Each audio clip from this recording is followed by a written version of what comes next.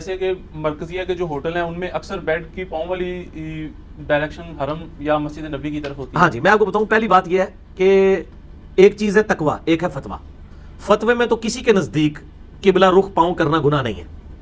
میرا ایک یوٹیوب پہ کلپ ہے قبلہ کی طرف تھوکنا، ٹھیک ہے، یہ آپ یوٹیوب پہ لکھیں تو میں نے اس میں تھوکنے کا مسئلہ، پیشاب کا مسئلہ بتایا. پیشاب کرنا قبلہ رخ حرام ہے. اس میں دو موقف ہیں محدثین کے. ایک کا موقف یہ ہے کہ اوپن ایئر میں حرام ہے، کنٹرول انوائرمنٹ میں جائز ہے، یعنی اگر کمرہ جو ہماری کنٹرول انوائرمنٹ ہوتی ہے. دوسروں کا موقف ہے کہ نہیں مطلقاً. میرا بھی ان کے ساتھ ہے اور میں نے دلیل دی ہے کہ ابو ایوب انصاری رضی اللہ تعالیٰ عنہ یا سعد بن ابی وقاص، ابو ایوب تھے جو مصر گئے تو انہوں نے کہا میں تمہارے ٹوائلٹس کا کیا کروں، بخاری مسلم میں آتا ہے یہ سارے قبلہ رخ بنے ہوئے ہیں تو مجھے ٹیڑھے ہو کے بیٹھنا پڑتا ہے اور پھر میں اللہ سے معافی بھی مانگتا ہوں. تو اگر کوئی ٹوائلٹ بنے ہوئے ہیں ادھر ٹیڑھا ہو کے بیٹھے، ہم لوگ تو پہلے اس چیز کا اہتمام کرتے ہیں. رہا پاؤں کرنے کا مسئلہ، پاؤں کے بارے میں کوئی حدیث نہیں ہے. تھوکنے کے بارے میں ابو داؤد میں ہے کہ ایک شخص نے قبلہ رخ تھوکا تھا، نبی علیہ السلام نے اس کو امامت سے ہٹا دیا تھا. ٹھیک ہے، تھوکنا منع ہے، پیشاب کرنا منع ہے. پاؤں قبلہ رخ کرنا اس کے بارے میں کوئی حدیث نہیں ملتی، لیکن مزاج رسول سے یہی لگتا ہے کہ یہ بھی منع تو ہم نہیں کہتے لیکن پسندیدہ نہیں ہے. اور وہ آپ کبھی عربیوں کو دیکھیں نا، تراویح کے بعد سلام پھیر کے سیدھی ٹانگیں سے کعبے کی طرف کر لیتے ہیں. وہ میں تک ایک بندہ کہتا ہے یار اسی تو ایڈی دور نہیں کرتے ایتھے بیٹھ کے کرتے ہیں. ٹھیک ہے، تو وہ بات تو ٹھیک ہے کہ یار اس طرح کرنے کی ضرورت کیا ہے، آپ نے خام خام اپنے لیے ازمائش ڈالی ہوئی ہے. تو اگر اس طرح کی کوئی چیزیں ہیں مجھے بتائیں، اگر بیڈ کے پاؤں قبلے کی طرف ہوتے ہیں تو بیڈ نے آپ کو پکڑا تو نہیں ہوا کہ سار تسی ضروری اتنے رکھنا ہے، لگ مشکار رکھنا ہے نا. صرف بیڈ آپ سے یہ ڈیمانڈ کرتا ہے کہ لگ مشکار ہونا چاہیے. تو تسی سر ادھر کر لو تو تکیا اتنے رکھ لو، کیڑا مسئلہ، لگ تو مشکار ہی رہے گا. بیڈ آپ کو ساری دور کرنے کی اجازت دیتا ہے، لگ نہیں کرن دے گا. اوکے، لگ مشکار ہے نہیں. پیر صاحب اگر سرانے ستے ہوئے نے تو اللہ تو بندے پھر تو بیڈ اتنے سونے نہیں چاہیے، زمین اتنے سو تو پھر جس پاس مرضی لات کر لو. اچھا، یہ جو ایک بات مشہور ہے کہ قبلہ کی طرف اگر ہونا پاؤں تو اس کو جگا دیں. تو اگر کسی کی طرف قطب ستاری کی طرف ہو، جھوٹ ہے. میں نے اسی کلپ میں بتایا کہ بھی قطب ستارے کی کوئی اس طرح کی وقت نہیں ہے. انہوں نے وہ غوث قطب ابدال کی وجہ سے قطب سمجھ لیا اس کو. تو قطبی ستارے کا مسئلہ ہی کوئی نہیں ہے.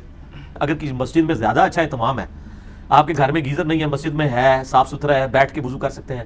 جس طرح ہم لوگ تو ابھی یونیورسٹی سے اپنے آفیسز سے عادی ہو چکے ہیں واش بیسن پہ وضو کرنے کا، یعنی میں کھڑے ہو کے وضو کرنے کو کمفرٹیبل سمجھتا ہوں. بعض لوگ کہتے ہیں خلاف سنت ہے. خلاف سنت نہیں ہے اس میں کوئی. آپ نے کوئی اس طرح کی وہ تو کل کو میں کہوں گا کہ بغیر کوزے اور لوٹے کے وضو کرنا خلاف سنت ہے.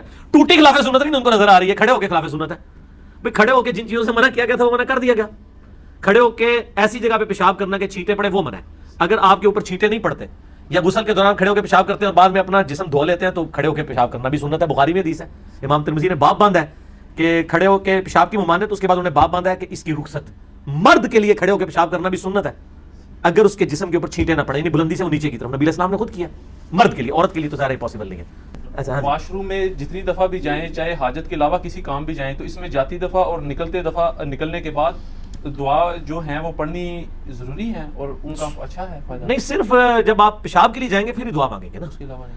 اور اگر آپ کا ٹوائلٹ اور واش روم اکٹھا ہے تو اس میں یاد رکھیں جس سیٹ پہ آپ بیٹھتے ہیں نا صرف وہی ٹوائلٹ ہے، اس کے ساتھ جو باقی باتھ روم ہے نا وہ واش روم ہے. وہ آپ کلمہ بھی پڑھ سکتے ہیں، وہاں بسم اللہ بھی پڑھ سکتے ہیں، وہ پاک جگہ ہے. ایون آپ ٹوائلٹ کے دروازے سے اندر جا کے اس سیٹ پہ بیٹھنے سے پہلے دعا پڑھ سکتے ہیں. یہ تو ہم نے دونوں چیزیں اکٹھی کر دی ہیں نا. پہلے تو یہ بھی نہیں ہوتا تھا، پہلے تو صرف 2 اینٹیں ہی ہوتی تھیں نبی علیہ السلام کے مبارک زمانے میں. عورتیں بھی باہر جا کے ٹوائلٹ کرتی تھیں اوپن ایئر میں، اور اس میں کیا وہ دعا کے لیے انہوں نے کوئی کمرہ بنایا ہوتا تھا؟ نہیں. جب وہ 2 اینٹیں یا 2 پتھروں پہ چڑھنے لگتے تھے نا اس سے پہلے دعا پڑھ لیتے تھے. یہاں بھی جب آپ اس سیٹ پہ چڑھنے لگے دعا پڑھ لیں، اس سے پہلے والا سارا حصہ جو ہے وہ پاک ہی، اس میں کوئی مسئلہ نہیں ہے. اور آپ اس کیونکہ وہ جنات کا اماج گاہ ہے، صحیح بخاری میں حدیث ہے اللہم انی اعوذ بک من الخبث والخبائث، اے اللہ میں شریر جن اور جنیوں سے تیری پناہ میں آتا ہوں. ٹھیک ہو گیا؟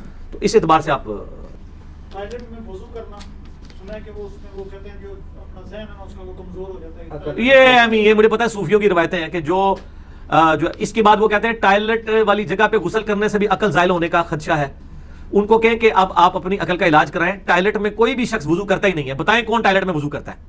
آپ نے جس کو ٹوائلٹ ڈکلیئر کر دیا اسے ٹوائلٹ تو نہیں ہو جانا. ٹوائلٹ شریعت کی روح سے صرف وہ سیٹ ہے WC اور وہ کمبورڈ ہے جس پہ آپ بیٹھتے ہیں. اس کے بعد جتنی جگہ وہ ٹوائلٹ نہیں ہے.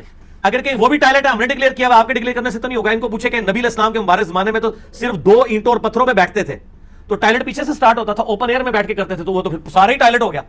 ٹھیک ہے نا؟ یہ بات بالکل غلط ہے. تو وہ کوئی عقل نہیں زائل ہوتی ہے اس جگہ پہ، اور اس جگہ بیٹھ کے کوئی بھی نہیں وضو کرتا. میں نے آج تک کوئی بندہ نہیں دیکھا کہ WC کی سیٹ پہ بیٹھ کے وضو کر رہا ہوں. وہ لادہ سے وہ لگا ہوا ہوتا ہے واش بیسن، تو اس میں شمار ہی نہیں ہوتا. میں آلریڈی کئی بار ڈسکس کر چکا ہوں. ہاں جی، وہ لوگ پڑھ لکھ گئے ہیں مرزا صاحب، پڑھ لکھ گئے.